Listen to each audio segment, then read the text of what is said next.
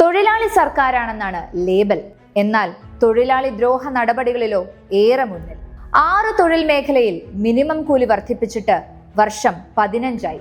വ്യാപാര സ്ഥാപനങ്ങളിലെ ലക്ഷക്കണക്കിന് തൊഴിലാളികളുടെ മിനിമം കൂലി വർദ്ധിപ്പിച്ചിട്ട് 10 വർഷം പിന്നിടുന്നു. സ്വകാര്യ ആശുപത്രിയിലെ നേഴ്സുമാരുടെ ശമ്പളം 3 മാസത്തിനുള്ളിൽ നിശ്ചയിക്കണമെന്ന് കേരള ഹൈക്കോടതി ഉത്തരവിട്ടിട്ട് വർഷം 3ആയി. ഒന്നും നടന്നില്ല. 5 വർഷത്തിലൊരിക്കൽ പുതുക്കി നിശ്ചയിക്കേണ്ടുന്ന മിനിമം കൂലി സംസ്ഥാനത്തിന്റെ 43 തൊഴിൽ മേഖലകളിൽ നടപ്പിലാക്കിയിട്ട് 7 വർഷം പിന്നിടുന്നു. സർക്കാർ ജീവനക്കാരുടെ ക്ഷാമബത്ത, ലീവ് സറണ്ടർ, ശമ്പള പരിഷ്കരണ കുടിശ്ശിക തുടങ്ങിയ ഇനത്തിൽ വർഷങ്ങളായി പിടിച്ചു വെച്ചിരിക്കുന്നത് 1 ലക്ഷം കോടിയോളം രൂപ. തിരഞ്ഞെടുപ്പ് അടുത്തപ്പോൾ അതിൽ ഒരു ഭാഗം വിതരണം ചെയ്ത് മുഖം മിനുക്കുവാൻ ഇപ്പോൾ ശ്രമിക്കുന്നു. പങ്കാളിത്ത പെൻഷൻ പിൻവലിക്കുമെന്ന വാഗ്ദാനത്തിന്റെ സ്ഥിതിയാണ് പരമ കഷ്ടം. 10 വർഷം അധികാരത്തിൽ ഇരുന്നിട്ടും അത് പാലിച്ചില്ല.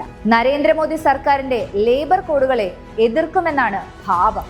എന്നാൽ ഫിക്സഡ് ടേം എംപ്ലോയ്മെന്റ് എന്ന മോദി നയം രാജ്യത്ത് ആദ്യമായി കേരളത്തിൽ നടപ്പിലാക്കി. അതിനായി KSRTCയിൽ K-Swift എന്ന കമ്പനി സ്ഥാപിച്ചു. ഏതാണ്ട് 4000-ഓളം തൊഴിലാളികളുള്ള K-Swiftൽ ഒരാൾക്ക് പോലും സ്ഥിര നിയമനമില്ല. രാജ്യത്ത് ആദ്യമായി ലേബർ കോഡുകൾക്ക് കരട് ചട്ടം രൂപപ്പെടുത്തിയതും ഇവിടെ തന്നെ. 233 രൂപ എന്ന അപമാനകരമായ ദിവസക്കൂലി വർദ്ധിപ്പിക്കണമെന്നായിരുന്നു ആശമാർ ആവശ്യപ്പെട്ടത്. 266 ദിവസം നിർധനരായ സ്ത്രീകളെ സെക്രട്ടേറിയറ്റ് നടയിൽ ഇരുത്തി. തിരിഞ്ഞു നോക്കിയില്ല. അങ്ങനെ തൊഴിലാളി വിരുദ്ധത പിണറായി സർക്കാരിന്റെ മുഖമുദ്രയായി മാറി.